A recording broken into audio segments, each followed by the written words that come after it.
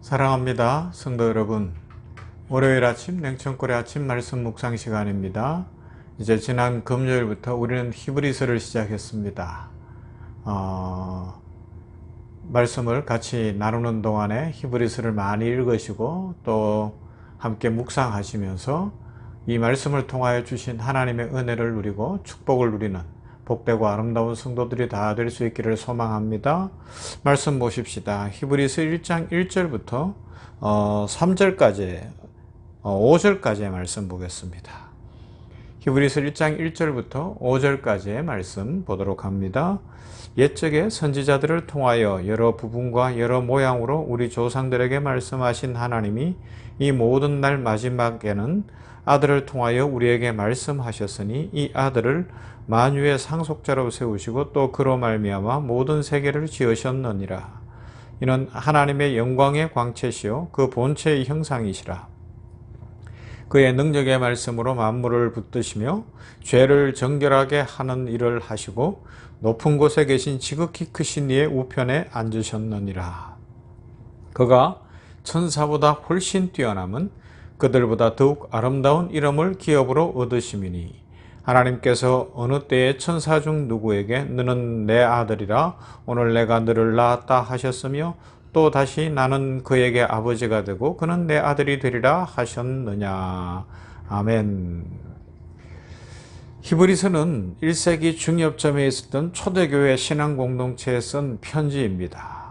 제목을 히브리서라고 붙인 것은 그 공동체의 구성원들이 기독교로 개종한 유대인들이 중심이었기 때문에 그렇게 붙인 것으로 이해되어지고 있습니다. 그러다 보니까 히브리서를 읽어가면 유대인들이 아니면 이해하기 어려운 내용, 즉 제사나 선지자나 제사장에 관한 이야기가 많이 등장을 해요. 즉 이 히브리서가 신약에 있지만 아주 깊은 내용을 다루고 있지만 구약의 내용들을 잘 알아야 되고 구약을 종합하는 것이라 할 수도 있습니다.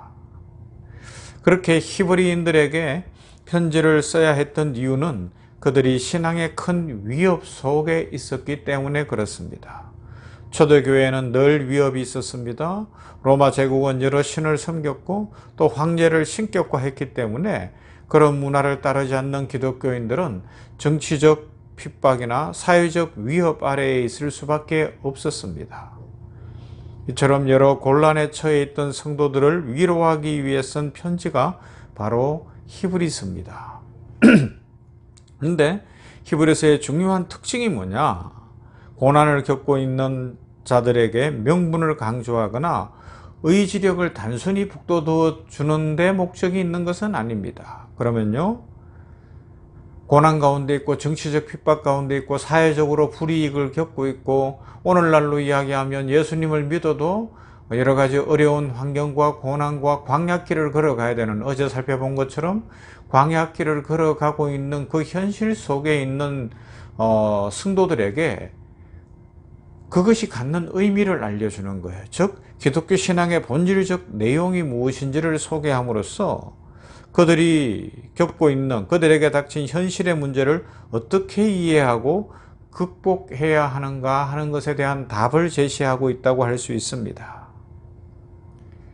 우리는 히브리서가 가진 이런 안목에 주목해야 되죠. 이것은 사도 바울이 쓴 서신에 많이 등장하는 내용이기도 한데 고린도후서 같은 데서는 사도 바울 유대인들로부터 핍박을 받고 공격을 받으면서도 자기 변론 안 하잖아요. 그러면요, 예수님이 누구신지, 나를 이 죄인을 사랑하신 예수님이 누구신지를 소개하는 것으로 자기 변호를 하는 거예요. 복음을 전하는 기회로 삼고 있습니다. 그런 면에서 여러 신학자들은, 아니면 설교자들은 히브리서의 저자가 지난주에 말씀드린 것처럼 구체적으로 나타나지는 않고 잘 알 수 없으나 아마 사도 바울이 저자일 것이다 라는 주장이 가장 크게 대두되고 있는 이유이기도 합니다. 히브리서는 처음부터 끝까지 신앙 고백의 대상인 예수님에 대해서 이야기합니다.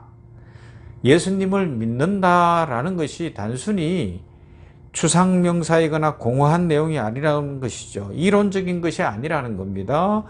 그것은 모든 인생의 열쇠와 영원한 열쇠가 예수님께 있다고 초점을 맞춘 다음에 예수님이 누구신지를 설명하고, 그 예수님은 구약에서부터 예언되어진 메시아 바로 그분이신데, 이 예수님을 믿을 때에 이 고난도 이겨낼 수 있고 소망이 있고 힘이 있다라는 것을 이야기하고 있습니다.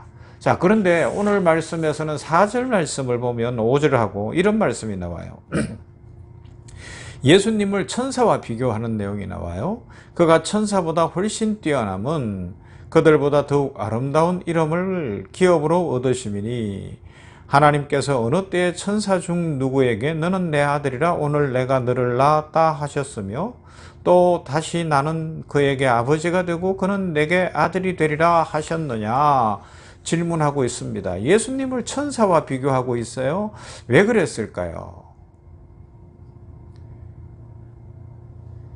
초대교회 당시에 고난을 당하던 성도들의 마음에 이 천사에 대한 막연한 동경심이 있었다고 전해집니다. 천사에 대한 막연한 동경심이 뭐겠어요? 예수님을 믿고 예수님의 제자가 되고 예수님의 뒤를 쫓는데 현실은 너무 어려워요. 고난이 오는 거예요. 핍박이 옵니다. 사회적 불이익을 당하는데도 말할 수도 없는 상황들이 펼쳐지고 있습니다. 그러니까 우리가 예수님 믿는 게 뭐지? 이렇게 회의를 가지면서, 그렇다고 복음을 버릴 수는 없고 예수님 믿는 것은 버릴 수 없으니까 차라리 예수님을 믿고 난 후에 곧바로 천사처럼 살았으면 좋겠다, 천사처럼 됐으면 좋겠다 라고 생각하는 사람들이 꽤 많이 있었다는 겁니다. 천사처럼 된다는 게 뭐겠습니까? 바로 천사의 도덕성과 천사의 초월성 때문에 그렇거든요. 천사의 도덕성은 뭐예요? 천사는 하나님의 사자로서 하나님 앞에 있으니까 당연히 흠도 없고 티도 없는 존재입니다. 그렇기 때문에 성도들이 가졌던 생각이, 예수님을 믿었는데도 자꾸 죄를 추구하고 죄의 유혹을 받고 죄에 넘어지는 자신을 보면서 나도 그냥 천사처럼 변해서 죄 안 짓고 살았으면 좋겠다. 참 순수한 마음이죠. 이런 마음이 있어요. 그 다음 초월성은 뭐겠어요? 도덕성은 그렇다고 치더라도 초월성은 뭔가 하면 하나님과 사람 사이에 있는 초월성, 이런 것이 아니고요. 바로 현실 도피성에 대한 이야기입니다. 그냥 진흙탕에 발 담그지 않고 지지고 볶으며 살지 않아도 되고 고난 없이 살았으면 좋겠다는 거죠. 어제도 생각해봤자니 광야가 싫은 거예요. 거기는 자유가 있는 것이고 희망이 있는 곳이지만 그것보다는 그냥 노예로 살면서 배부른 정도 밥 걱정 안 하면 좋겠다고 생각하는 겁니다. 그런데 광야는 비록 밥 걱정은 할지언정 자유가 있기 때문에, 가나안이라는 땅에 대한 희망이 있기 때문에 소망을 갖고 살고 하나님 바라보고 살 수 있는 곳인데, 자꾸만 초대교회에서도 성도들이 천사를 사모하고 나도 천사처럼 됐으면 좋겠다 싶은 것이 그냥 밥 걱정 안 하고 더 이상 고난 안 당하고 좀 편하게 좀 살 수 없을까 생각했다는 것입니다. 그래서 이것과 예수님을 오늘 히브리서를 시작하면서 대조하여 말함으로써 기독교는 우리의 기대, 소원, 상상과 얼마나 다른 것인가를 이야기하고 있습니다. 궁극적으로 예수님은 사람으로 오신 하나님이시고, 그렇게 인간으로 오셨다라는 말은 하나님 당신에 대한 설명과 우리에 대한 당신의 뜻을 이루시는 방법을 육신을 입고 오신 예수 곧 우리가 만나 주시고 볼 수 있도록 해주시고 느끼고 경험하는 존재를 통해서 드러냈다는 의미죠. 하나님께서 사람이 되시는 방법, 그런데 사람으로 오셨는데 역설로 인류가 구원을 받는 거예요. 사람으로 오셨는데 그 사람으로 오신 예수 그리스도가 세상에 함몰되지 않고 십자가를 지시고 죽으시는 것 같았는데 세상을 바꾸는 놀라운 역사를 이루시더라. 그래서 성도들은 이 땅에서 비록 고난이 있고 어려움이 있는 것 같아도 성도는 세상에게 지는 존재가 아니고 세상에게 함몰당하는 존재가 아니고 넘어지는 존재가 아니고 천사처럼 그렇게 사는 존재가 아니라 현실 속에서 육신을 입고 살면서, 그러나 하나님의 영광과 축복이 함께하기 때문에 최우승리 얻을 것이다. 믿음이 이긴다. 예수님을 믿는 그 믿음이 이기는데 바로 이것이 성육신이 보여주는 축복이고 예수 그리스도가 이 땅에 오신 이유이며 예수님을 통하여 우리들에게는 이런 축복이 주어져 있다라는 것을 알려주고 있습니다. 우리에게 있어서 현실적인 문제, 그것은 지금 일어난 위기를 극복하고 지금 있는 장애물을 극복하고 고난을 이기는 그것으로만 끝날 수 없다라는 것이죠. 우리의 인생 목적 전체를 생각하고 하나님이 우리를 통하여 무엇을 만들려고 하고 계시고 우리를 통하여 이루려는 일을 보면서 단순히 현실 도피성 나도 천사처럼 이런 꿈이 아니라 예수님이 사셨던 삶을 살아냅시다. 예수님이 가셨던 그 길을 가보십시다. 예수님과 동행합시다. 거기에 축복이 있고 은혜가 있고 거기에 참 자유와 희망이 있습니다. 히브리서가 그것을 알려주고 있습니다. 그러면서 초대교회 당시 예수님을 만난 히브리인들을 향하여 그 예수 그리스도를 무슨 일이 있어서 놓지 말고 예수님 믿으며 살아가는 그 삶이 복되다고 알려주고 있습니다. 사랑하는 성도들 여러분이요, 오늘 우리들도 이 예수님, 이 세상 속에서 현실 속에서 예수님의 손을 꼭 붙잡고 예수님 닮아가며 단순히 이 어려움이 지나갔으면 좋겠다의 수준을 넘어 이 어려움 가운데서 역사하시는 주의 뜻을 발견하고 우리를 결코 넘어뜨릴 수 없는 악한 마귀를 대적하며 세상을 이기며 살아가는 복되고 아름다운 성도 되시기를 주님의 이름으로 축원합니다. 사랑과 은혜가 풍성하신 하나님 감사합니다.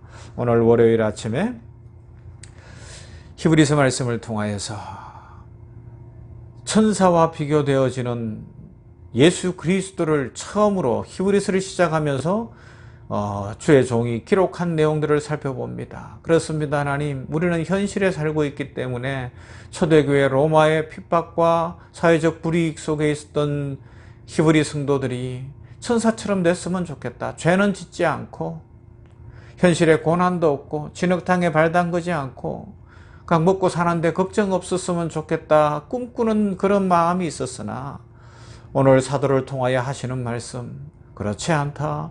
예수님이 성육신 하신 것을 보라. 사람의 몸을 입고 와서 사람들과 똑같이 사셨고 십자가까지 지셨는데 그것이 구원의 길이고 그것의 생명의 길이었다. 그러므로 성도들이여 실망하지 말고 예수님 쫓아가며 현실 속에서 승리하라 말씀하시니 감사합니다.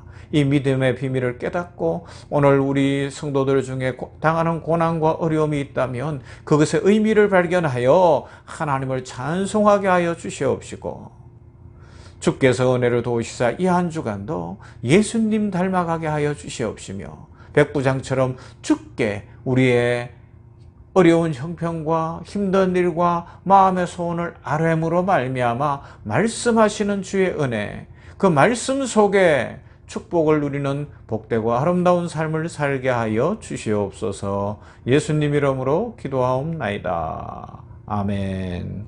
찬송합니다. 175장 신랑 되신 예수께서